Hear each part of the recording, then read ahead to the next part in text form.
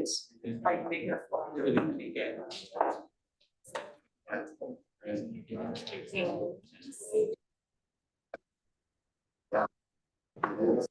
I didn't think they did, so yeah. Okay. Good morning, Commissioner Murphy.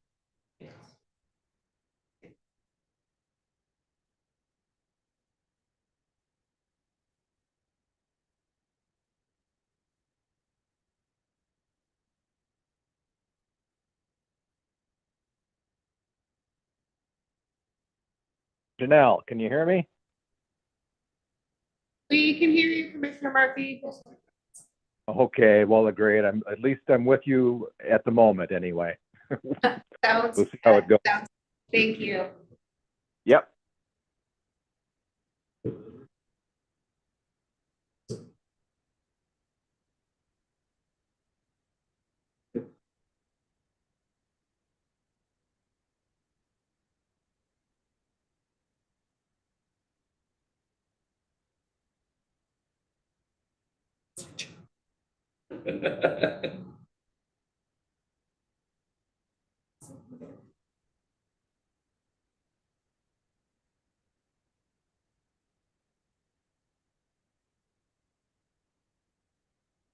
We have 5. Right.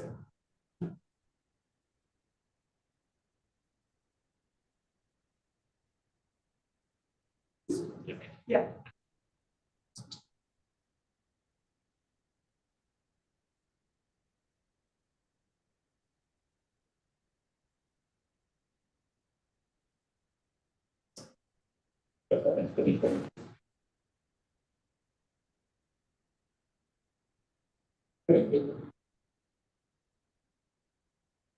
No, we're great. Oh.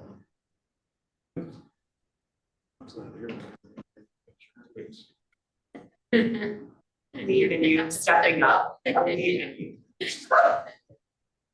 take that chance. Very late. There you go. Okay.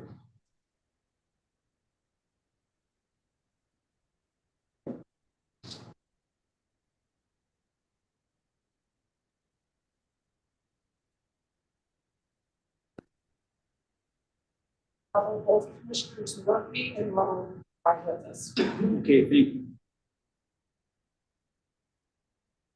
Okay, good morning, everybody. There's no microphones, yes? So we have to make sure we talk sufficiently loud for the virtual people. We're going to dispense with roll call since we're here basically in person, and we know that Commissioner Murphy are participating by virtually. Those is absent. So call the meeting to order. Welcome guests who may be here.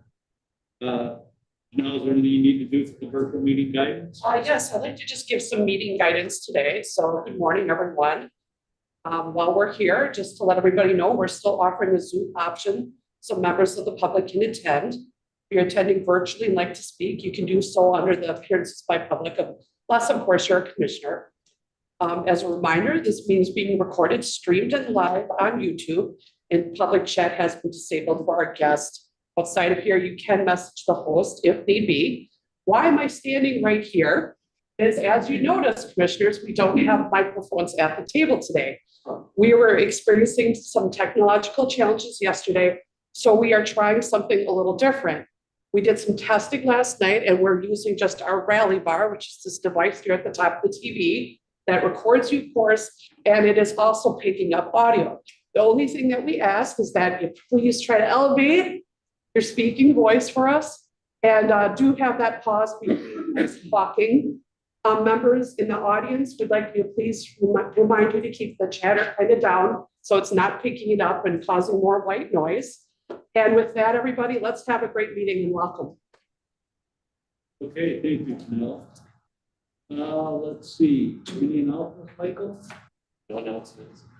Okay, then we'll move on to any appearances by the public. Seeing none, We've got the consent calendar where we have the minutes of 4/11, the approval of the cash statement, review and approval of sanitary sewer extension plans. Couple of them in there. And then review of bids and award contracts for digest for the storage tank cleaning. Any questions? No questions. We have a motion to approve. Okay, motion by Commissioner Etrick, second by Commissioner Freeze. Thank you. Okay, motion by Commissioner Etrick, second by Commissioner Freeze to approve the consent calendar. All those in favor say aye. Aye. Opposed? None, motion carries. The executive director search, next steps. Okay, there's a couple things. We're our first meeting is today, and it's going to be following at 9 p.m. or 9 a.m. or following the commission meeting. And we have our agenda is going to be general. We get a more specific staff report detailing the items we wish to discuss. So just quickly, we're going to discuss the timeline for the subcommittee, discussion around soliciting employee commission or community feedback. And there's two existing processes that are about to start in the district. And so we're going to hear about that and whether or not we take team into that rather than doing a separate process. Discussion around obtaining proposals for a search firm. What do we do? Do we go full RFP or do a select group? And then the executive director job description. What do we want to include in it? What do we not? There'll probably be a couple things that we'll talk about in terms of other aspects like priorities for the district, long-term, things like that. To get set for what we, depending on what we do with our outreach. The other thing I'll bring up now is that I was wondering if the commissioner, for this meeting and the next three at least, we already had scheduled time for the policy governance. As we know, we moved that off to the new executive director and hired. So that's kind of the purpose of our timing, is taking kind of that hour or so of the meeting that we're going to do the policy governance to take it for the subcommittee work. Now, that being said, I was wondering that in order to be able to give the commission report, if we would start the commission meetings for the next three at least at 9 a.m. and then we would start our subcommittee at 7:30 a.m. That would give us an hour and a half. And my thinking is that way we can then report to the commission on what we discussed and decided in our subcommittee meeting. And so if anybody has any problem with that, we could go back to the normal 8 and 9 or 9:30, but I thought it was important to be able to keep the commission up to date. And the best way to do it right after a subcommittee and teaming with the old policy governance items. And once we get through the policy governance, we'll have to see how the agendas move. And if we can kind of keep that until we complete our work or not. So is there anybody that's opposed to that? I guess I'll ask. Okay, I see everybody nodding heads. Brad or Marcia, are you in favor of that option? I'm good, and I might actually come in person if it starts at 9. Yep. I'm okay with it as well. Okay, well, thank you. So what we'll do is at least the next three meetings, the subcommittee will begin at 7:30. And I want to thank Janelle and the others on the staff for doing that because they have to get prepared for this meeting and that usually, and so the two meetings. And then the commission meetings will start at 9. And then as we get closer to the end of that time frame, we'll have to play it by ear as to how we, depending on our own agendas for the commission. Okay, well, thank you, everybody. So that will take us to the review of the approval of commission per diem. Michael? Well, this was an interesting project. This came out of our discussions last year around commission continuity, and the commission established a new policy on commission continuity. And one of the elements that I raised with the commission didn't raise this, was that the commission should really look at the per diem. as a way to, as we're recruiting new commissioners, it may not necessarily be something that people is going to be a commissioner because of a big high pay, but it does at least acknowledge the value of the time and contributions that commissioners are making.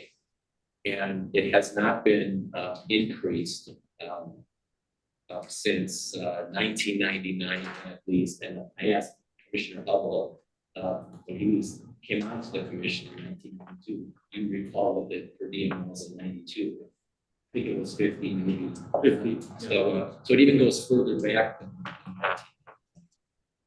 The interesting part you'll see in the materials I sent you was that the per diem was established by state statutes up until 2010, 2011. And then the legislature said, well, no, that should be something that governing bodies establish themselves. And so it was at that time in 2011, I went to the commission and said, okay, you can establish a per diem.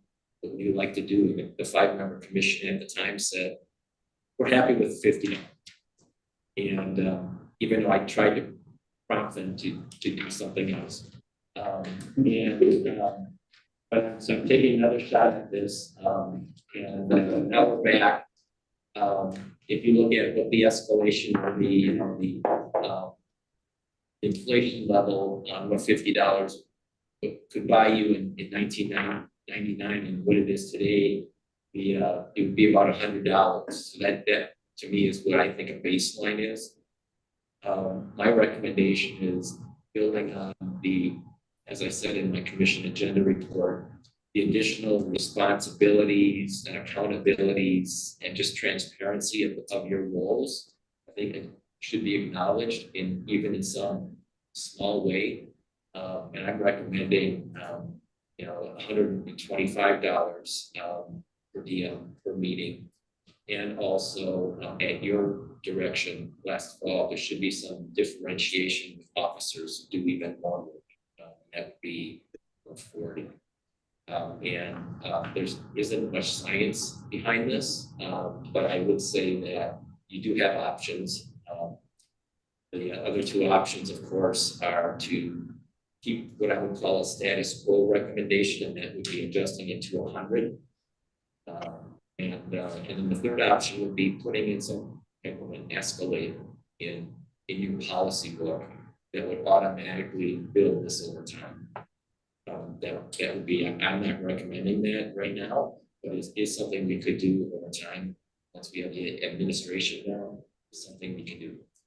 It's also important for the public to know that this commission cannot just raise their own pay, that it would be your next term is when these go into effect if you were to raise it. And so over time, since we have 3 commissioners that are up for reappointment every year, the cost of this would be transitioned over 3 years.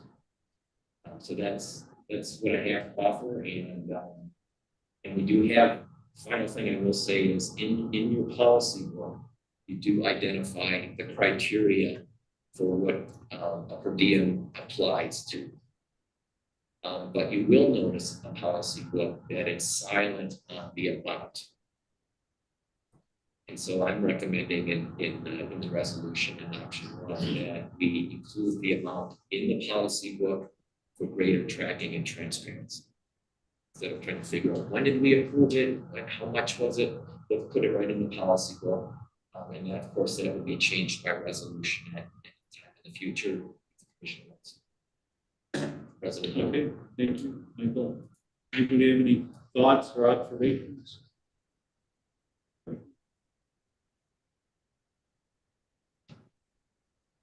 I think it sounds good. I don't have any issue with it. I think, personally, I do it not for the pay, but because I feel like it's a civic responsibility and I enjoy it. But I think it's a nice gesture and it attracts qualified people, all the better. So.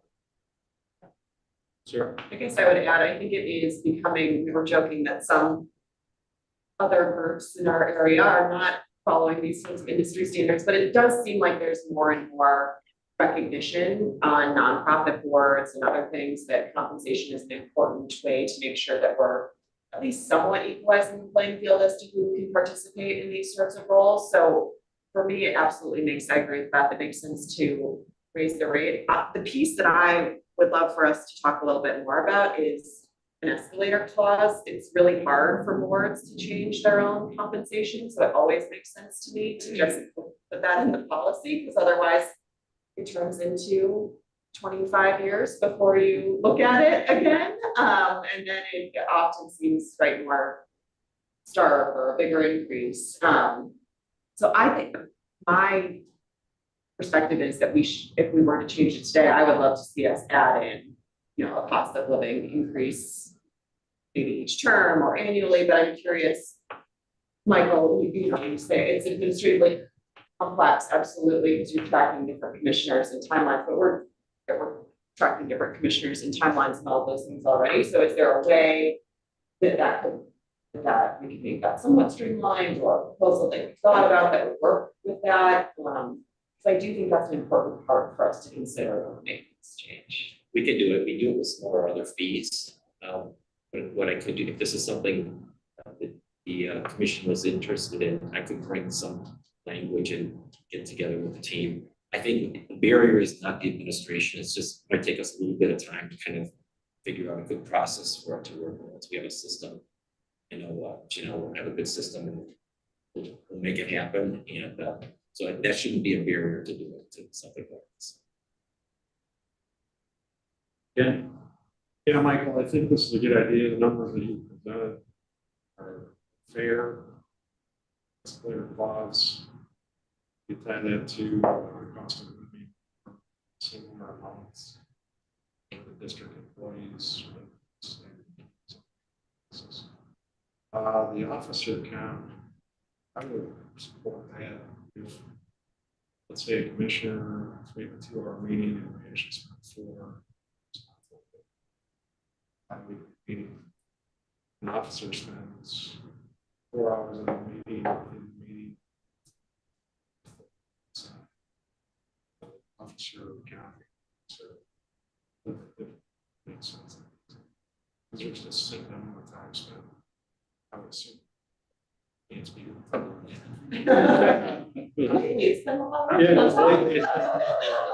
Yeah, a lot more than my wife would like. The only thing that kind of I was thinking about is the fact that it takes effect at different times, different commissions.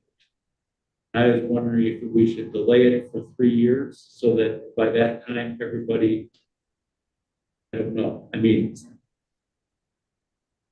this year, you know what I mean? That there'll be 2 people or 3 people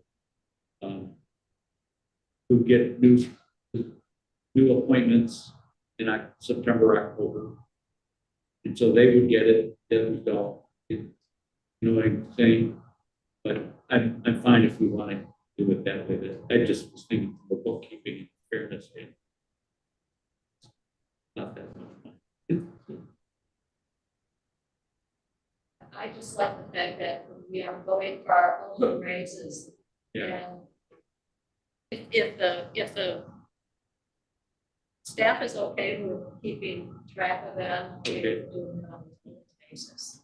How about then I suggest for the escalator clause that every 5 years they instead of doing it annually, like, hey, that every 5 years they look at the past CPIs and then adjust it. Yeah, or at any cadence, I feel like at any cadence that made sense from, okay, maybe it's 5, maybe it's 6, like depending on the year cycles are weird. Add to that, Yeah, like how would you, could when would you implement that then, right? For each, would it be their next term or? that's a good question because if you, then all of a sudden you're waiting. Because you have to person wait, is if like you that. escalate, then you have to wait for the next appointment. So, yeah, maybe it is better doing it annually. I think annually. There'll be an annual adjustment Based on the beginning CPI. of January, those commissioners that. I think if I come back with some language instead of us problem solving here, take this into consideration. Okay, so would anybody, Marcia or Brad have any comments before we move on?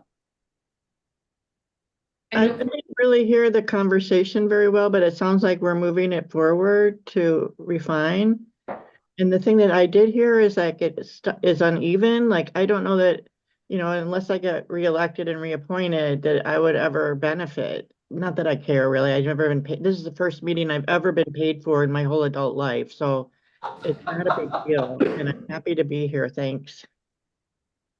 Yeah, this is Brad. I'm fine with going forward with this, and I also wanted to say that I'm picking up about I don't know, anywhere from maybe a half to 60% of the conversation, and I don't know if that's the lack of mics or not, but I'm able to follow most of it anyway. Thanks. Probably doesn't help that we look at Tom when we talk instead of looking Right. at the microphone, which I'm doing now. Does it help if I'm looking at the microphone when I'm talking? I'm gonna move down next to Sarah and then, Just because it's kind of awkward. since then I- I'm not so far away. Right, I like standardly look at you. Yeah, no, it's, everybody tends to look at the chair. When we're discussing a matter. Come on down. Okay. Oh, right. Yeah, so I have a question, really heard from the discussion, that Ken and I were having before the meeting. It's really aimed at Sarah and Ezra. So there are sometimes occasional subcommittees, and you guys have been, I think, primary to who have been doing the 365 review for as long as I've been paying attention. I can't say from experience, but I suspect that that is a fair amount of time to do that. So this is a question as to, so I don't think it's just me, and I could be swayed in different ways, but for the work that Tom has been kind of really taking on from Michael, it feels like a one-off event, very sporadic. I don't know that there's extra compensation for that, but if you're going to be on a committee that is every single year and eats up, again, I don't really have an estimate of how much time that ate up, but it felt like a lot from the outside. So this is a question as to whether there would be something like that. Those meetings are compensated. Oh, are they? They are. Okay. So it's in your policy, official meetings are compensated, and if you weren't, make sure you let me know, and make sure we did that, so. Okay. Appreciate it. Oh, perfect. We didn't. I didn't know that. And I will say that. Maybe you want to volunteer for a task force now. That's good stuff. I would say that sometimes subcommittee meetings take more time For sure. prepare for than the commission meetings, because they're creating the work. Right. And doing like when we did the evaluations on the chief engineer, it was very time consuming because you're meeting. I'm sure it was, yeah. Okay, Perfect, thank you. okay, so what we'll do is we will defer this item until Michael comes back with a new proposal based with an escalated clause that we can then consider rather than trying to do. Make sense? I don't think we need a formal motion. Let's move on to reviewing of proposals and award a contract for heat and power improvements.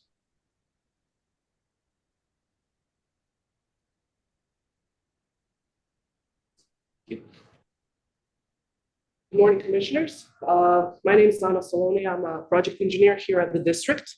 And today I will be presenting the topic, the review of proposals and award of contract for the heat and power improvements for your consideration. I would like to start by giving you a very short introduction about a heat and power improvements project and its scope. This image represents a very simplified schematic of the existing loop currently that we have at the plant, and also the major infrastructure that is included in the project scope.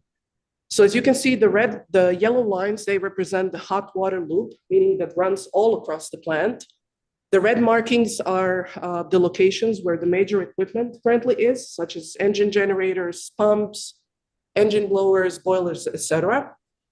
The dark green marks represent the end system buildings or infrastructure. The orange lines, which are these, represent the biogas, and the light green represent the natural gas supply from the local utility. So without getting too technical, the intent here was to show you the extent of the project and its complexity, and also specifically because how interconnected the whole system is. So it's connected all around the plant. So something about the project background. The district commissioned in 2014 the Energy Baseline and Optimization Roadmap Study. This study actually focused on ways how to reduce energy at the plant, also included ways how to utilize digester gas differently, and ways how to generate more energy. But one thing that it did not cover, a critical component, which was the assessment of the aging infrastructure. So in 2020, the district conducted another study, the Energy Management Master Plan, and this study actually included the critical component. It also included identified different pathways, the way the infrastructure can be replaced, and recommended different ways of rehabilitation, replacement, and upgrades. So essentially, this study was the update on the 2014.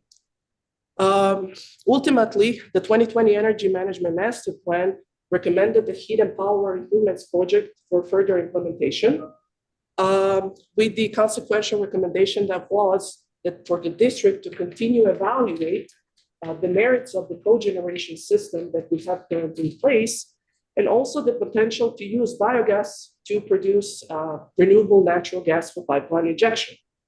So in order to do so, the next step for the district would be go through the facilities planning process. And one more thing, what would be another scope would be to simplify the infrastructure that we have now, and also to simplify the operational complexity of the system. So shortly, what is a facility plan?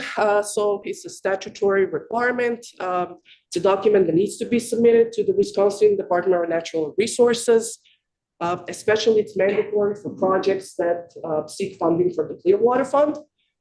It's a document that it's essentially consisted of a condition assessment, different needs for improvement, but the most important, it gives a recommendation, what is the most cost-effective alternative for the project to be implemented and to move forward. So in terms of the heat and power improvements facilities plan, the district would get a direction in would then get an answer or a recommendation in what direction the project should go. So whether the district should continue use biogas to generate electricity, but at a greater efficiency, or this district should consider processing biogas to renewable natural gas for pipeline injection, and then potentially generate more revenue by selling this renewable natural gas to others. In order to do so, the district published a request for proposals, and we received the district received the two proposals for the project. One was from Carollo Engineers with the team with Strand Associates, and another one was from Jacobs Engineering and Mead and Hunt Group.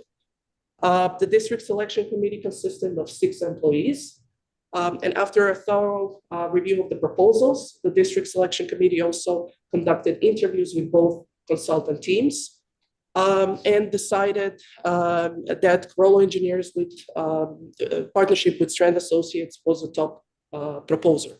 Now, some of the key takeaways why Carollo Engineers were chosen. Well, Carollo Engineers and Strand Associates, they worked together on the 2020 Energy Management Master Plan. So they actually did the study. So they had the more thorough knowledge and understanding of the problems and the system complexity that we have here at the plant. As a side note, Strand Associates worked with Brown and Calvert on a 2014 energy study. They showed the proper balance of technical and management expertise. And also, Carollo Engineers, they showed that they would be actually able to meet the district's intended schedule for implementation of the facilities plan for this project. So those were the reasons that the selection committee found that also the fee that they proposed was reasonable compared to the allocated amount that was approved in the 2024 capital improvements plan. With that said, the district staff is requesting the commission to approve the resolution and award the engineering professional services for the development of facilities planned for the heat and power improvements project to Pearl Engineers at a cost of $685,100. Thank you for your time. And again, questions? Anybody have any questions? What's the timing for this project? For the facilities plan, September next year. So it would be, this would be where the facilities plan would be finalized. Okay, thank you. So are we already in the loop for the clean water fund loans, given the fact that there's more requests and money available? Yes. Yeah, we're in, we continue to submit requests, and how that shakes out is an open question. So we're still working on, other alternatives for funding, that kind of thing, but we're trying to keep our options open. Because they don't let you know where in the queue we are if they do a first come, first served basis. They don't really let you know. They where. do for the previous fiscal cycle, which this wouldn't be in yet. But we do continue to keep our options open until we find out how things are gonna go. I'm sure you'll be hearing more about that as we as all of this develops. But we haven't closed the door on it, I guess, to answer your question. Right. And sorry, follow up on this, maybe it's a question to Lisa as well. So we expect the plan to be funded by a clean water loan and the project. Correct. Okay. Correct. And so we submit for all these various stages. Yeah, you're allowed to, engineering costs are allowed to be submitted as part of it. Yeah.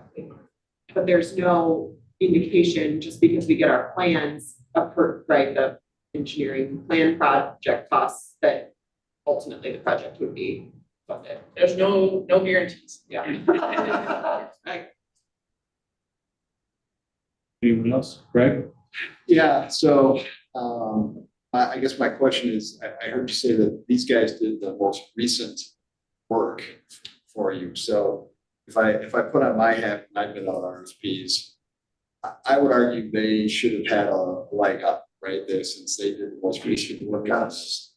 And yet they were $50,000-ish higher in terms of the bid. So that's a diatribe. The question is, did you guys ask them to revise their bid? So we can do that, right? I assume that's negotiable here, right? We would go to the bidder and say, yeah, you were the selected person, but can you revise your bid? I guess that's the question. We didn't, I'll answer that. Honestly, so I won't make her answer hard questions like that, but no, we did not. I think in the overall context of the project cost, not to say that $50,000 isn't anything, but those two numbers are almost the same for all practical purposes in the context of the overall cost of the project, I think. So no, we didn't try to negotiate. And our selection process is, it's not like a public works bid where you're required to take the low bid. We're allowed to consider qualifications, and we do a qualifications-based process. And we do obviously consider cost, but it's one component of the whole thing. Okay, so I have the same concern that Greg had. So my question is, do you feel like you're getting $50,000 more worth of value out of this firm than the second place firm? I think we chose them because we thought they would do a better job. Is that $50,000 worth of better job? That's a hard one to answer. How to quantify that, but I might add, and I was not part of the selection team. However, when you have a consultant who is intimately familiar with the project, they have an eyes wide open approach, and they provide a proposal that's reasonable and has thought through some of the difficult elements of the project, which some other consultants don't. And many times that's a challenge when you're reviewing proposals, is if the proposal doesn't consider all the potential landmines or major scope items, it can cost us in down the road in extra in changeovers. And so our review teams really look at that very closely. That's why with Anna saying the continuity here, that really is a benefit that we can be confident in this firm to do a good job for us. Okay. Marcia or Brad, any comments? It's just hard to hear, so I really don't have much to ask or add. Nope, I don't have any comments. Okay, thanks, guys. Anybody else? Do I have a motion? Move approval of the resolution. Motion by Commissioner Meyer. Do we have a second? Seconded by Commissioner Buckland. Motion by Commissioner Meyer, second by Commissioner Buckland to approve the contract for Rolo and Strand, I believe it was, for the heat and power improvements. Any further discussion? All those in favor say aye. Aye. Opposed? Motion carries. Thank you. So now we'll go to the study session on the pump station 15 drain valves after action report. And I'm gonna ask you to control, because I have. Show and tell. Hold on, some space. This is gonna get a little difficult, but I can get through it. Sorry.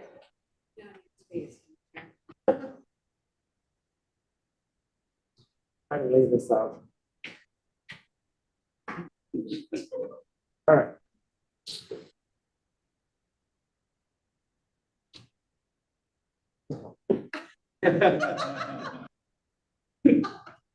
All right, thank you. All right, Eric Dundee, Principal District Engineer. So we are here today because of the pump station 15 drain valve incident that we had. We came to the commission and gave the update of the incident. We kind of gave those details early. As part of our process as a district, we go through and do an in-depth after action review. This report today is about that after action review and what we are going to do to be better. So with that, starting with my handouts, we had a lot of questions at the last meeting about age of infrastructure, how much money we use to do those things. Reference, and all commissioners got this, was the letter to Joe Parisi. So that response, was 7 pages of information for them to kind of detail out some of those questions. I know Commissioner Murphy had some questions about age in there, and those I believe are addressed. If not, feel free to ask questions at the end, but I believe they're addressed in that. Other things to talk about is there was other questions about the collection system and how we are planning for that, how we're doing capacity, how we're looking at the assets.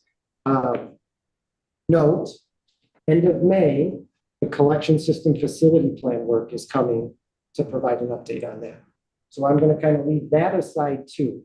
Once again, this presentation is going to be kind of about our process and what we learned. Some of those technical details, have been addressed or will be addressed later. So we go forward. The first thing to always, center ourselves on is our goal is 0. Just like safety for any manufacturing, industrial, even for us, safety, you want how many incidents a year? 0. How many TFOs for us, treatment facility overflows, do we want a year? 0. How many sanitary sewer overflows in the collection do we want? 0. Doesn't always happen that way. So as you can see from the screen, we do have years 2020, 2022, 0 SSOs. 2023, we had 3. One thing to note for everybody here on the treatment facility overflows and sanitary sewer overflows, I hold us, and Michael and I hold the district at the highest level possible. We drip, we report. If it is not a maintenance activity and it is not supposed to come out, we report that. So, these numbers, when you see them, they mean something different for all of them. Examples for some of our sanitary sewer overflows. For those who are commissioners, do you remember the belt line in pump station 7? And we had a leak on the belt line. That's one of those incidents. We have in the center, actually, here's some pictures of what we have seen in history. The center, if you remember Badger Mill Creek, effluent force main. So our force main that takes treated water out to Verona, we have water come out of a manhole that is treated water, but that is still considered an SSO because that does not come out at its intended location. And then on the far right on your screen is our recent one, pump station 15, not the drain valve, but we had that hole in pump station 15 in Middleton on Allen Boulevard. So, you know, these are things that happen. There's different levels, and not to address Commissioner Murphy directly, but he had comments at the last meeting about how some of these are more significant than others. Once again, we're aiming for 0, but there are situations when it's 3 gallons contained area, we report it. There's an issue like we just had where the overflow went into the lake. So the difference of location and the impact is always something that we have in mind. So I want us to center around that. And so then we'll go ahead and get into it. So the first thing to kind of report on is we talked about many times about how the district responds to emergencies. The one thing we don't want to be is cowboys. I know that's a term that some people may like, may not like, but there are people in an emergency who just want to jump in and do it. Our goal is to not do that. We want to take an approach that is trained, has specific roles, and everybody is working in the same way to get things done as best as possible and to mitigate this situation. Once an emergency happens, it's already too late. You know, our whole job here with Reliability Center Maintenance, and I'll say this again, is emergency prevention. The whole idea of maintaining our valves, maintaining our pipes, TV inspections, cleaning, it's all for emergency prevention. We want you to hear nothing, you know, about this stuff. So when it does happen, though, we need to be trained, we need to be educated. So in this case, FEMA has a great format. They have emergencies all of the time. You know, we have natural disasters, we have other different things. For us, we have a tendency to follow along with a sanitary sewer overflow or a treatment plant overflow.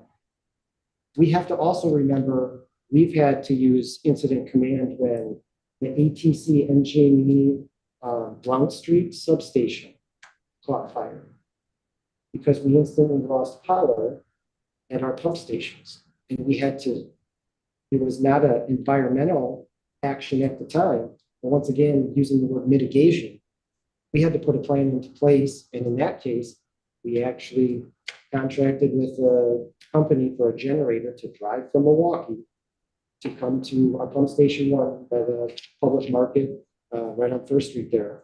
And, you know, Michael was out there helping with coils type of thing. We were getting ourselves into place, and that's how this works for us. So we're doing great, by the way.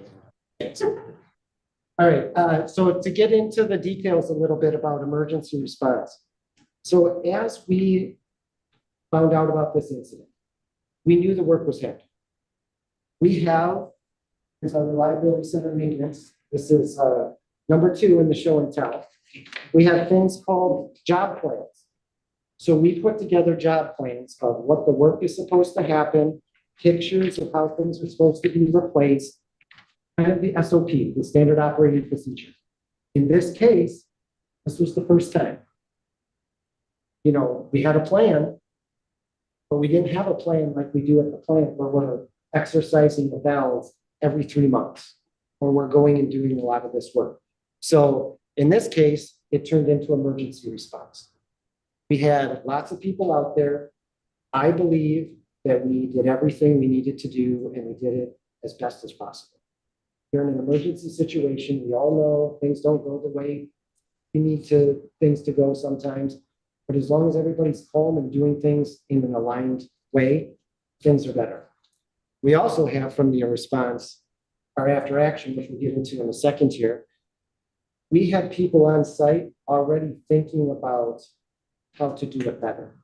with their training, they were communicating and talking about, oh yeah, I need this equipment here. Hey, can you call this person and bring this stuff out? And hey, we're getting close to our 16 hours of work. I need somebody to relieve me. It's working. To me, the training's working. People are understanding where the goal is and how we're trying to do things safe. So without getting into all the details of what happened, the big thing for me is training. The other thing we had here, and I kind of have it in the bottom left corner, it doesn't look like much, but the city of Madison doing the project out there and having tree clearing for that greenway, that was a significant benefit to this response because we could actually get to manholes. We could get places. Sewer access to us is challenging at times.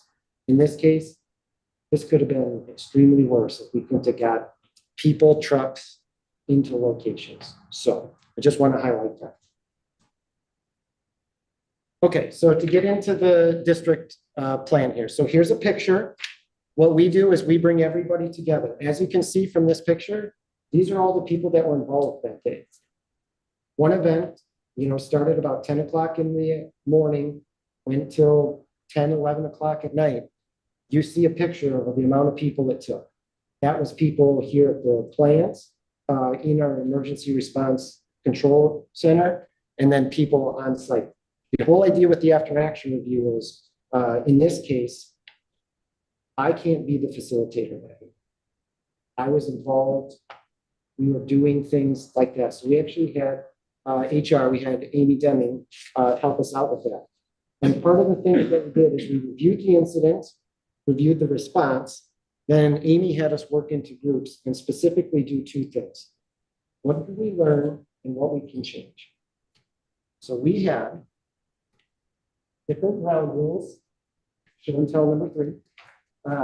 Different ground rules. We had a sheet of paper. The idea on this paper was listen with an open mind because you're working in a group, and we purposely don't allow all of our facility maintenance people to sit at one table, or all of our people that were on site at a table at the beginning.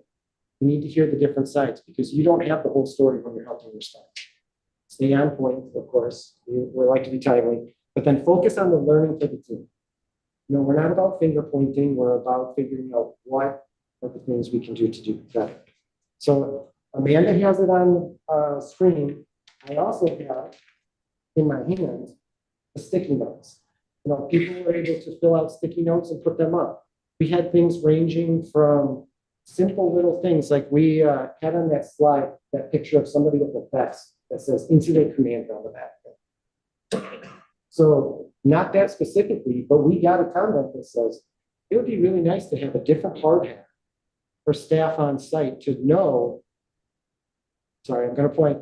Tom, you are the incident commander on site. So when you're a half a mile away and you're looking to find who the person is I need to coordinate with, different color hard hats can help with that, as opposed to wearing a big flag that says, come talk to me, right? So as you see from the post-it notes on the screen here, going back, we broke this into categories. You will see a lot of post-it notes about pre-incident. This is about being upfront. Our response plan, as I said, things went pretty well, for what we could do. You see that in actually how the people who were there responded also. There wasn't as many things about the response. I would tell you when I started here, there probably was going to be more about the response because we were in that, not really the pre-planning phase of things. We were in the something happens, everybody just drops everything and goes without a plan. So we have transitioned into, kind of a pre-incident thing. So more about, once again, I'm going to say it, emergency prevention. So in this case, some of the things we broke into are 3 things that we kind of center around. Training. So we have in the last, I've been here 6 years. I have been, since we started this incident command system, I've been the incident commander every time. It's either a good thing or a bad thing. It's a bad thing because we need, and people in the room, I'll point, Alan Grooms, if I am not here and Alan is here, He could be the incident commander. We have others on staff that could be the incident commander. They do not need to be the most technical person, but they need to be the person who understands the incident command system.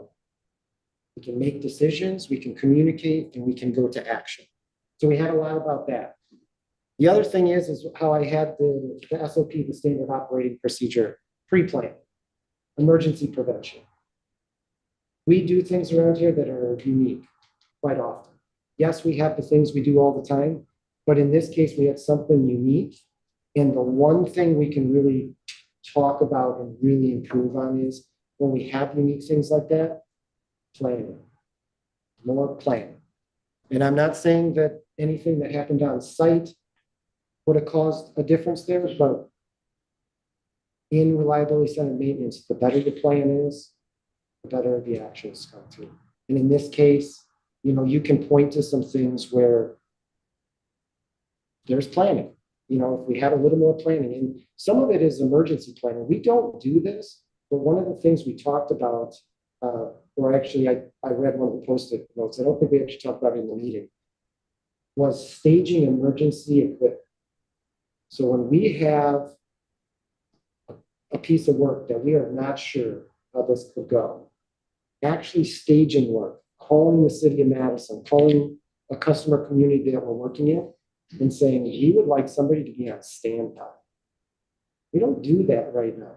But that's one of the learnings we got out of that was we got a chance to be ahead of that. So, and then the same thing with emergency response, just talked about it a little bit. But the other thing for us is we use our daily equipment for emergency response. You know, I would say fire, police, they usually have a vehicle, a trailer, an incident command trailer, something like that. We don't necessarily have that. I would tell you, we also don't necessarily have the luxury to buy 2,000 feet of hose and leave it in a trailer and expect it to be good when we need it. You don't want to leave it in there and then pull it out and yes, rots or broken or bent, or here's the worst, it's missing. You know, somebody actually went and grabbed it because they needed it and didn't have it. So that's something we need to kind of talk through a little bit. You know, we know sandbags are important. We know hoses are important, pumps, things like that. But it's also things we use all the time. So is there a situation where it's just knowing, always make sure we have 500 feet of pump in inventory or in the building, what sizes, what types, all those things. So that's one of our learnings and things to think about. We do that now for critical spare parts, for assets. Should probably do that for our emergency response also. So here's a fun learning for you guys. If Eric Rare, our maintenance manager, is on site for emergency response, don't order veggie pizzas. Because he's the incident commander on site. By the time he got pizza, that's all that was left. Just wanted to throw that out there. But that is some of the simple learnings. We started this last year, 2 years ago. One of the after action reviews we had was, hey, when people are out there a long time, we need to make sure that we feed them, hydrate them, things like that. One of our actions that we implemented was, what's the easiest thing to do for people? Pizza or something like that, right? Well, guess what? We just learned that sometimes pizza's not the whole answer. So anyways, just thought that'd be fun to put in there. So really the idea here that I want to make sure the takeaway is for you guys, this is serious. We are looking at it. We also know, if you remember from the last incident or when I reported last time, there's another drain valve on this level. I'm going to stand up here and tell you we're replacing that valve. But I'm going to stand here and also tell you that this is going to have planning. This is also, you will probably see this in the 2025 or 2026 capital improvement plan. Because the way to mitigate risk in this point is to shut stations down or bypass them. That takes money and a lot of pre-work. So just kind of leaving that out there for you guys to understand that the goal is still to replace it, because if you have a different emergency on that line and you can't relieve pressure, we're right back in the same place, or actually probably worse. You know, we were able to control after the valve was off and then the new one was back on. we're gonna be able to control flow. If we couldn't, our nightly flow is double possibly in that area. Well, the flow and the spill is much, much worse. So, yep. Conclusion. If there's any questions, please let me know.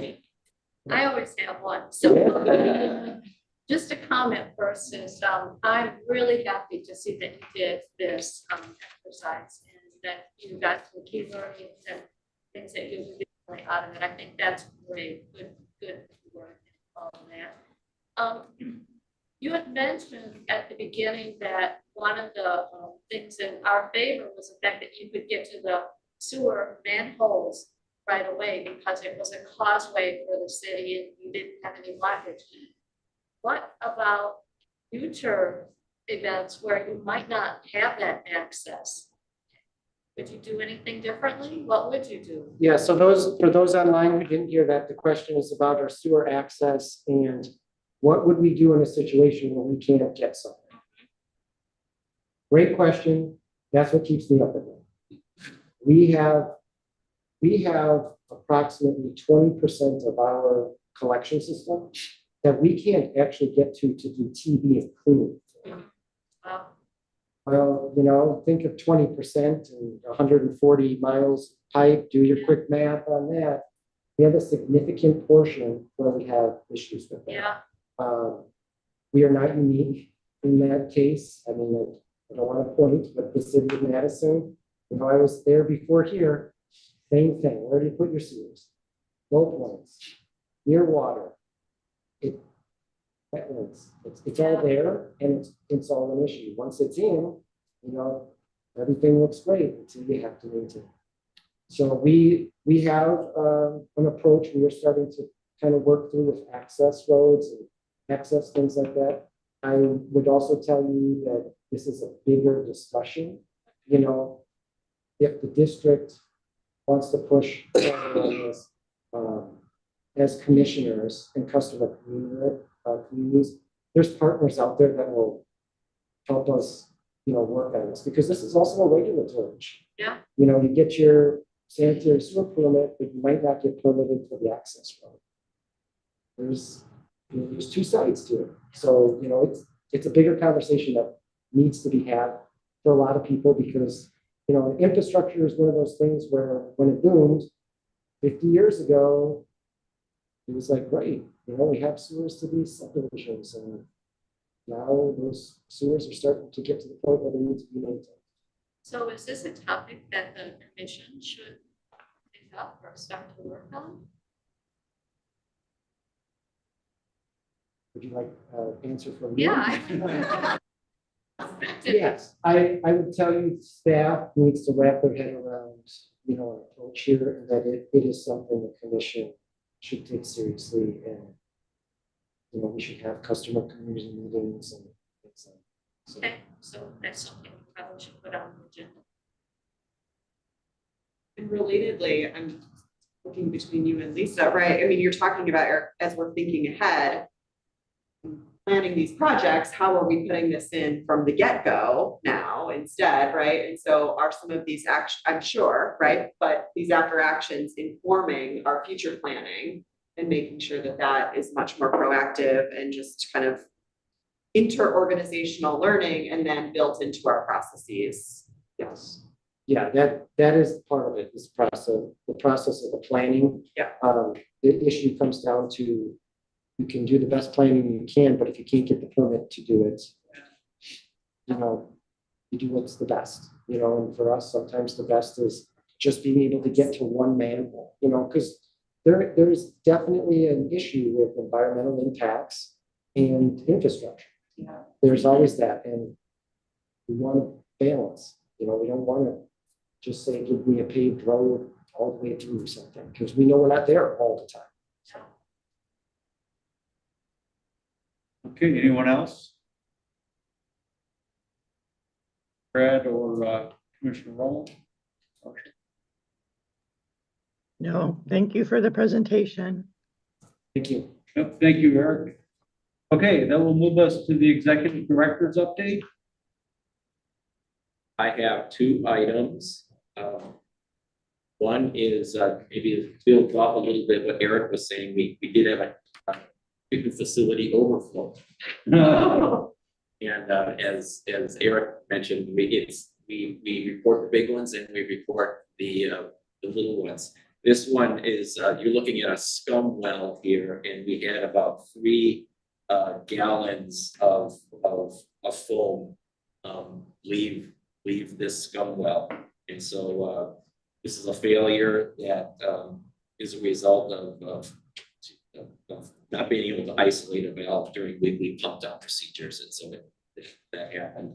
We did notice DNR and compliance reporting has been seen. So this is an example of a small one. This would be on the list for 2024. This is a super just naive question and basically just for information and curiosity. How do we learn about when these things are happening? Does someone have to call and say, there's something going on weird here? Or, you know, like how do we find out about these things when they're happening? Feel free to answer Eric, sorry. I'll start the response and let Alan pick it up in his operational report. Basically, you know, when things like this happen, it could be from operator routes, finding it. It could be operators seeing something on our SCADA system, so that's the input that provides us data. They could be like, ooh, something doesn't look right here. Then they go investigate. It also could be SCADA does automatic alarming. So we have set points and we have warnings and things like that. That's the whole point. I'll let Alan tell you how many warnings you could possibly get in a shift, which is a lot. But, you know, that's how we learn. Collection system wise, it is usually by a customer or some other report. Very few times is it us actually finding it, unless it's at a pump station, you know, because we have weekly rounds for that. So. Alan, we'll cover that in the report. Yes, I will. I think Michael. Okay, the second thing is I have some scheduled vacation coming up, and what that results is that my last commission meeting is going to be June 14th, which is really coming up, and actually surprised me a little bit as I started doing my own vacation planning. And I wanted to just share a little bit of a thumbnail of the transition plan. I know the commission, you asked about that at the last meeting. And I want to reinforce that transition planning doesn't start when a person leaves. It is an ongoing activity. And this is memorialized by your own commission policy on executive director succession. You have that in it. It's my responsibility to ensure that a deputy is sufficiently familiar with commission and executive director issues and processes such that they can take over with reasonable proficiency in an interim capacity. And since you established that policy in 2017, that is something that I've been working really closely with the deputy, which of course is Bill Walker, making sure he understands what's going on with the commission, with the processes and everything. But that being said, as I transition, there's day-to-day work that needs to be done. And one thing that I'm really proud of and have a lot of confidence in is with the transition to the new executive office. I now have Bill Walker and Eric Dundee that I delegated day-to-day decision-making responsibility to assure that day-to-day operations are supported and met in this process. The executive office is also responsible for identifying portfolio, all the projects we have going on, some things we can do, some things we may not be able to do in the short run. And the team, Bill, Eric, and I have been prioritizing those projects that are realistic. And one of the pieces is ensuring that our focus items continue to make progress in this. And there is also, I'll be deferring any decisions that commit the district beyond my tenure. So I want to reassure you. So I will not be making any big decisions that would put the district in a different direction. I think that seems obvious, but I wanted to say that. I do have a transition communication plan and it has prepared one for me, and it outlines near-term and longer-term communications, both internally and externally. And that plan is being exercised and taken on. There are also, in addition to all the projects that the executive office is dealing with, which is all the district's projects. There are also executive director projects, and these projects tend to be, what I'd say, not urgent, but important. There are things that I'm working on, with building relationships and longer-term projects. And I have a list of those types of projects, the status of them, the contacts and next steps, and some advice for my successor on where those projects are, where they're going.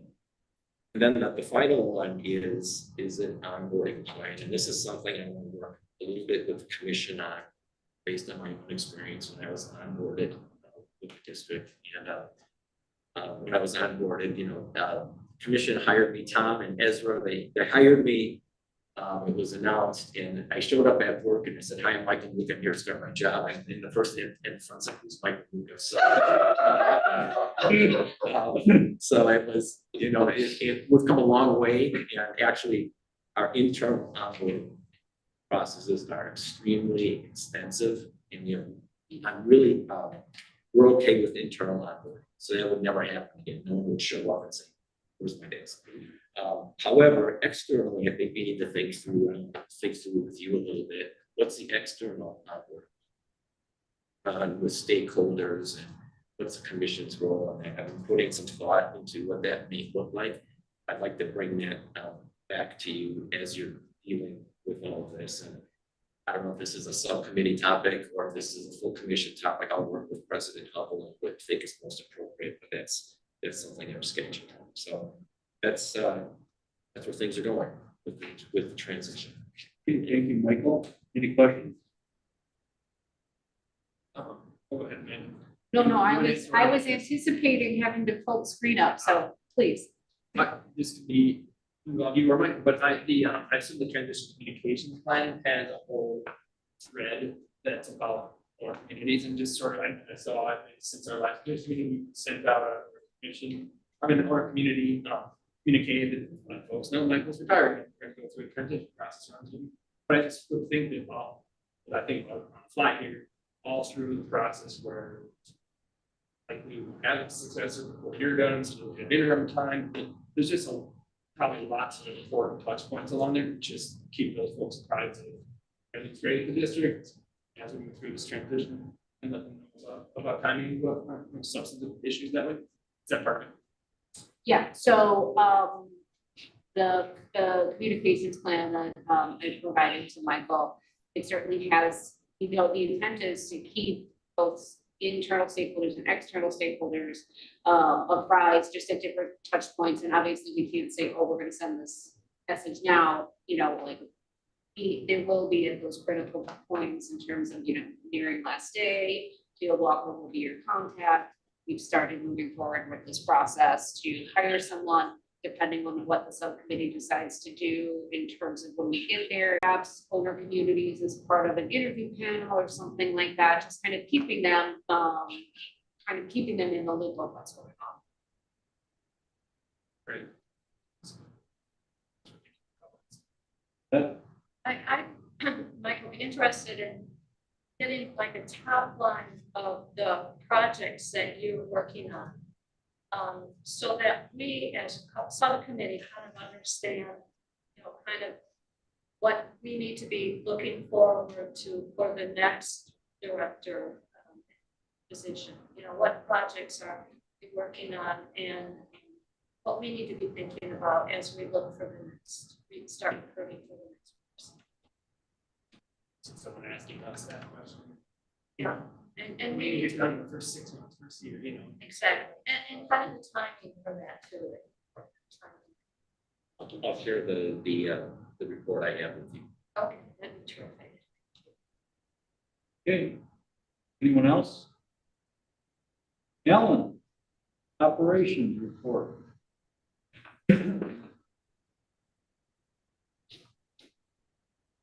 Get dancing slides in a minute.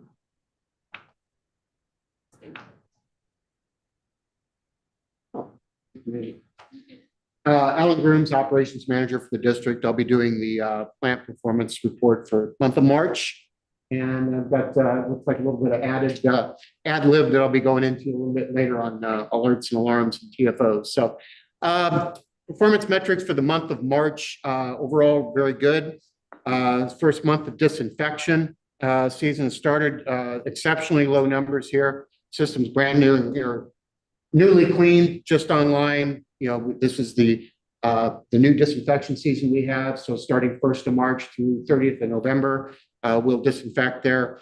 These are really good numbers. Obviously, our historical range is a little higher than that, but very, very good numbers for disinfection, especially considering we were doing clarifier cleaning during part of that period. So during that period, you tend to get a little bit of extra solids and stuff as we clean those clarifiers. We called it, with that extended season, we did talk with DNR about being able to overlap that period a little bit, and they'd being okay with that. So that's actually, we seem like we've got that method down. We figured out a way to make all those things happen at one time. So credit to our operators and our facilities maintenance teams for working and making that happen. Other parameters look very good. One I'd point out is ammonia, 0.78. That's obviously a little higher than we typically have.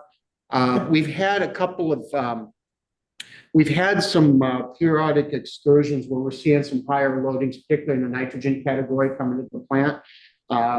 You know, we do, you know, treatment for biochemical oxygen demand or CBOD5, and then also nitrogen treatment. We don't denitrify. So we get a lot of nitrogen coming into the plant. You know, we get as much as we can, but if we start getting starved for air in the plant, that makes it a little harder to treat all that nitrogen down to ammonia. We're well below our permit limits. We're no threat to violate our permit, but those little higher numbers than we're normally seeing. The steps to rectify that, and I'll give you a little bit of a spoiler. You're going to see it again this summer in June on the CMAR, our annual report of how we're doing. Those loading numbers are creeping up here. But what that's telling us is we need to be looking at building expanded facilities to do that treatment. Well, that is liquid processing improvements phase 2 that we're well into design phase and looking to start construction on. So those remedies that CMAR report this summer will be pointing to with elevated grades, and these kind of numbers, those actions are already in progress to rectify those numbers. So I don't really see any alarm bells. I just point that out that we're a little higher there than you might normally see. Any questions overall on? Yeah, Commissioner Freeze. So just a follow up on what you just said. So you're seeing higher load. Do we have any idea what changed in terms of what you're getting? Right, you're getting higher nitrogen loads. Do we have any idea why? It isn't continuing. The question if we know why we're having higher nitrogen loads. No, I don't know that we do. I mean, I think a lot of it is growth. We do see, you know, it comes on, it'll stay on, it'll come off a little bit. And I don't know, I believe they've looked to see if there's any kind of specific area or place they're coming from, and we're not necessarily seeing anything we can pinpoint. So I think it's just maybe attributable to just, you know, growth in the area. You know, we are seeing, you know, we've questioned, even at times, we sometimes question, are we getting good samples? You know, because the complexity of taking those samples, it doesn't sound that hard to basically take a sample bottle and give it to the lab, but it relies on getting, you know, quickly getting everything filled up, pouring off a representative sample, getting it to the lab. The lab can usually handle it with good, you know, they've got good practices and controlled conditions. We'll run a replicate if necessary to make sure that data we got was good. But we've double checked that, and to the point, the microorganisms in the plant really don't know what the lab results are. So we see them demanding more oxygen, and we have to do that to meet their demands. So they're affirming what we're seeing in the data, that we are seeing higher loads. Where they're coming from, I don't, it appears to be more system-wide. So, and it may be just a function of, you know, continued growth and development in the area. We do always project, you know, as we grow, have more population, you're going to have, you know, higher loadings resulting from that. To some extent, even as you do water conservation measures and you have less water to dilute it, the mass remains the same. In fact, the mass continues to go up. So you can actually see the concentration. Chloride is one I pointed out in the past. It's a concentration-based limit, but it's like having lower flows actually tends to push this number higher. So I don't know if that really answers your question or if I just danced around it. So. No, you answered it. I mean, obviously, from the city of Madison side, we've had certain times, where we've seen an increase in one parameter, right? Where you would expect, if you didn't have something going on, all the parameters would rise relatively in the same ratio, right? We've had one parameter. We've had similar things where we've tried to track down, okay, well, where to narrow this down, right? Because something changed, somebody is doing something different. And so I was just curious if that, what I'll call backtracking through the system had been done. Yeah, we've tried. I know that we've looked at it. Our group that does the rate setting and the billing and have asked some questions, and we've done some looking to see if we can narrow it down to one of the pump stations. But we do sample each of the pump stations, so we really haven't seen a discernible pattern on that kind of thing that we can really say, hey, City of Madison or Village of McFarland or whatever customer community looks like they may be, seeing this to narrow down and say you should maybe take a closer look at this parameter. So Thank you. we will keep an eye on it though, because it is something if we can narrow that down, we could know. Is it, if you're just ticked up a little bit from your normal range, is it even a concern when the limit is 3.8? The question is, yeah, if we've ticked up a little, it's not per se a concern, and it's just a hair above what the historical range has been. And there are other factors. I kind of jumped to the low, but we've got colder weather. We had a few snow melt events, and we did have a maintenance evolution that was scheduled, but really shuffled the loads of the plant around a little bit. So there are a number of other underlying factors there that contributed here.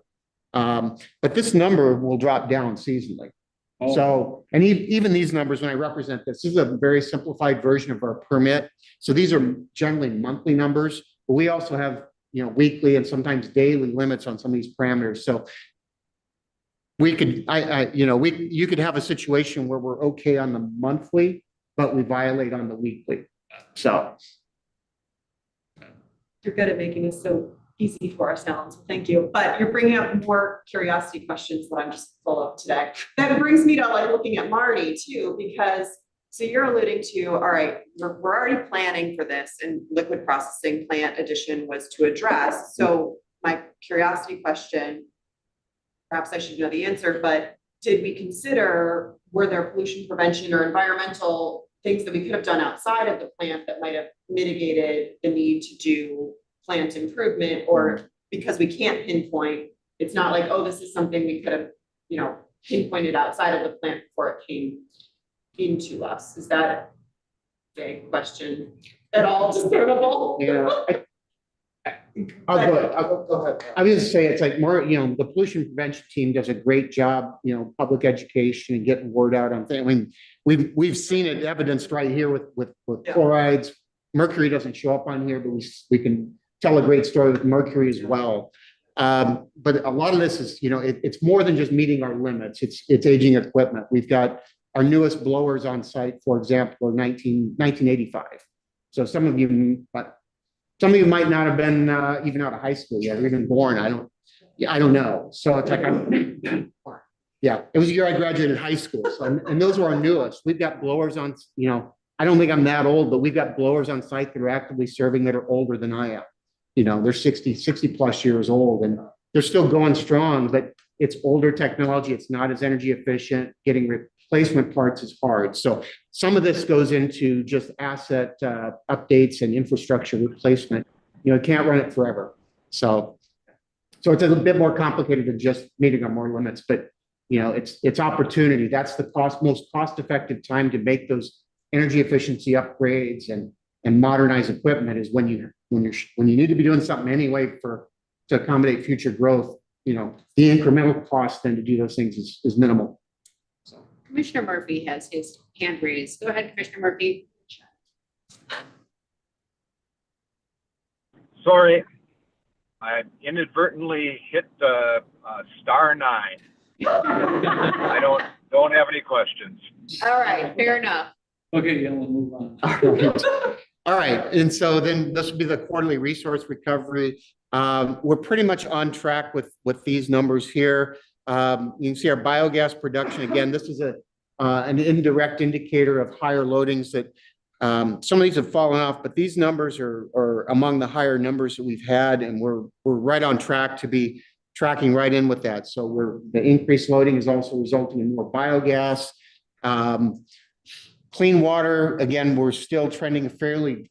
I know the spring has been a little wetter than the last couple springs, but our plant flows really haven't come up that much. So, if that sustains and the groundwater stays saturated, stays up, these numbers will probably be higher for the year.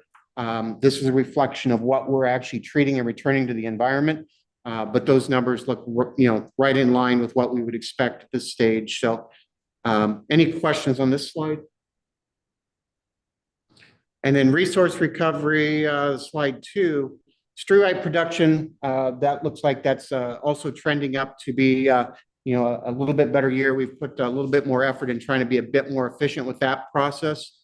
Metro Cake, this is their Class A biosolid product. We made a little bit earlier this year. We were planning to make a little bit more, but we had a breakdown in the not the actual dewatering equipment, but in some of the support equipment that's critical to it, the reclaimed water system in that area. So we are working on making repairs for that. This is MetroGo. This is actually what's going to the storage tanks. So this is actually looking right now to trend to be a little bit higher production. Again, that's a indirect indicator coming from increased load. You're sending more food to the microorganisms. They're making more microorganisms with that additional food. So it results in greater mass that is going to push this number likely a little bit on the higher side from these numbers. So we may have a little bit more biosolids to push out. So, and that may be a bit of foreshadowing that, that puts more pressure on our storage situation, our haul out situation. We may be looking at, one of the things we're talking about for some foreshadowing is biosolids. What's our next step with biosolids and taking steps to address this and this before we get to a point where we've got a critical problem.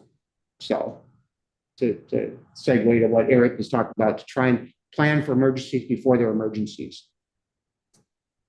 Any questions on this slide? 76% at the end of March, or now that it's 3 weeks later, whatever. Yeah, Commissioner Meyer, it's like 76% at the end of March. Yeah, we're actually right now. This was at that point we were probably had storage good till about mid-May.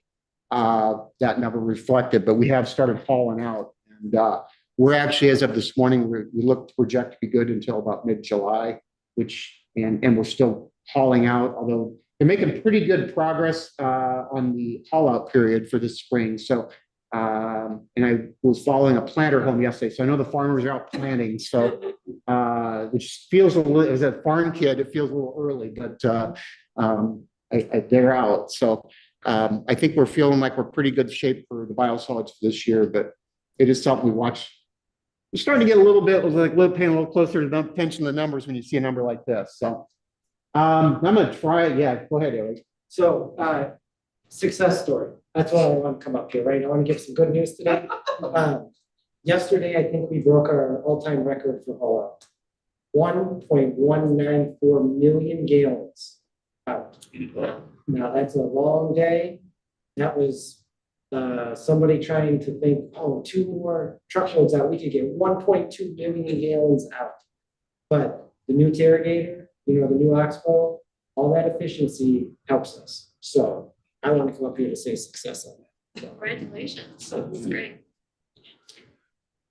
And start trying to circle back and trying to capture what I think Eric was wanting with some of the alarms in that. So when we have a TFO, back to the TFO issue.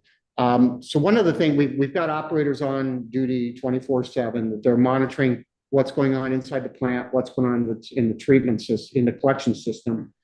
They're monitoring the SCADA system and alarms, and so they get instrumentation feedback of things that may be a high flow condition from a certain system, high levels, low levels, any kind of thing. It could be an over temperature. So they're getting those kind of alarms, and I would say on the average shift, they're probably getting the number of alarms they're getting are probably in the 200 to 300 range on average over a 12-hour shift.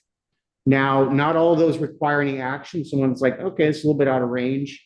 Not all of those alarms call. So we have a different tier of alarms that basically does a call to a SCADA, through the SCADA system, through a dialer to their phone. So while they're roaming about, they may get a alarm that's calling them, and that's obviously a more important tier of alarm. But you need to log on and find out what's going on with this right now.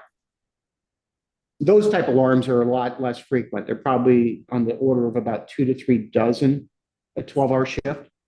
Well, that's kind of what we're paying them to do. Yeah. So, and some of them may be that you've got a clog pump out the pumping collection system. Now, to backstop the operators then for that kind of thing, we have supervisor on call system. So we have somebody in the particular TFO that we had there. I was actually the supervisor on call. So I received a notification that, hey, we had this. This is what it looks like. Now, in that particular case, the operator did not actually get an alarm for that. So sometimes we have instrumentation. The instrumentation sometimes gives an erroneous reading. Sometimes the instrumentation is what's failed and is actually causing it. In this particular case, the operator found this estimated a few hours after it had actually occurred, based on going back and looking at the data. You know, when you're looking for a problem, you can kind of hone in and you can Monday morning quarterback it, so to speak. And it's like, oh, well, this is where the problem was. If they didn't get the alert, they weren't there, you may not have witnessed it. So that had actually happened and resolved itself. And the operator discovered it visually on their walkabout and then called in for them. We talked about it. They had photos of that. It's like, okay, we'll need to inform DNR. This will be a TFO, but it is not something that there wasn't anything more you could do at the time other than kind of clean up what you got there, and we'll report it.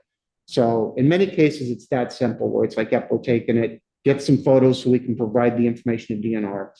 Other times it's something that's maybe ongoing. And so then the supervisor on call will sometimes come in themselves, or they'll authorize call in for maintenance personnel to come in, do a repair, or do a fix. Sometimes it might be mobilization of an incident command system. So where Eric was talking about,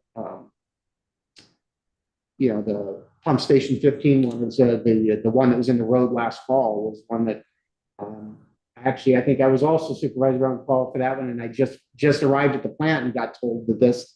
And ironically, the day before, we'd done a tabletop exercise and talked about some of this. So it was like, I thought the guy was kidding me at first, because it was like, we just talked about this yesterday. So, but it was actually a good exercise of that. So we do have kind of a backstop system there in a way to do that, but it is quite a bit of, and that is one reason I can, emphasize to the operators and the staff that, we sometimes worry about what AI is going to do to the future of jobs. And I think it's going to change our future, but I think about the things where it's like the instrumentation fails and the operator sees stuff visually. It's like, I don't think the operators are going to be replaced by AI. I think it's going to supplement, but I don't think they're in danger of losing their jobs. So with that, I think I don't know if I've managed to wander my way through what you want. Okay, thank you. All right, thanks. Okay, Paul? Yes, so apart from executive director position stuff, last month we were dealing with kind of the usual range of issues associated contracts and regulatory items.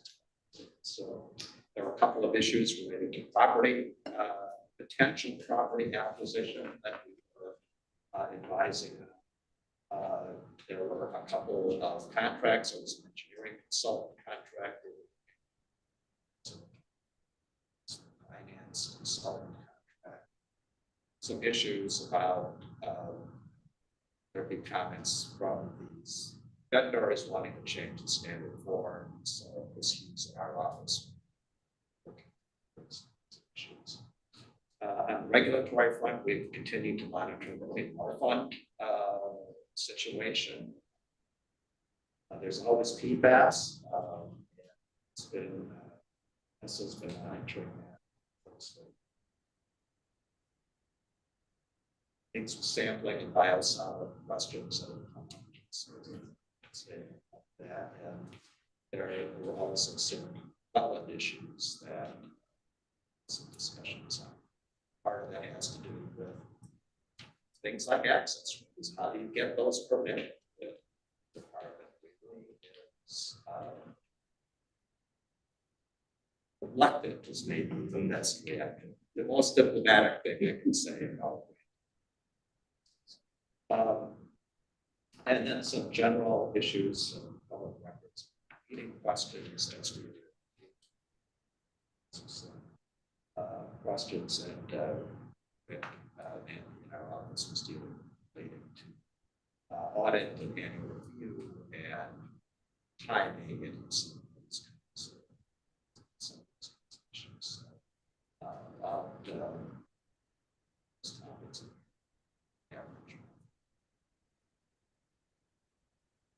Okay, anything, Paul? Okay, thank you. Future meeting schedule. So we talked a little bit about that earlier.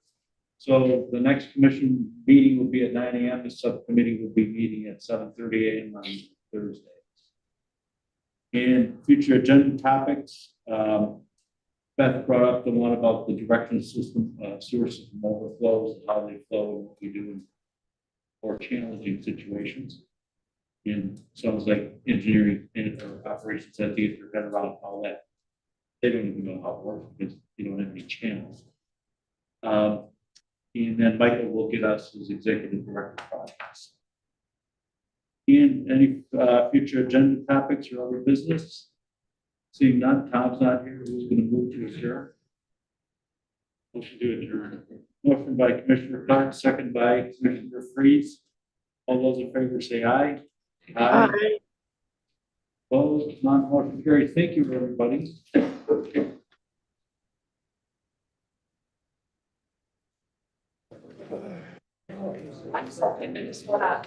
I just wanna grab your attention. There's a lot going on, so subcom is staying in this room today. And there is an additional meeting